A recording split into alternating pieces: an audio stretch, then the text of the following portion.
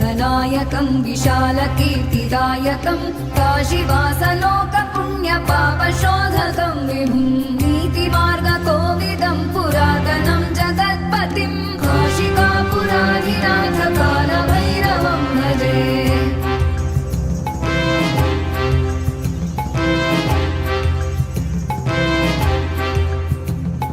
कालभैरवाष्टकं पठन्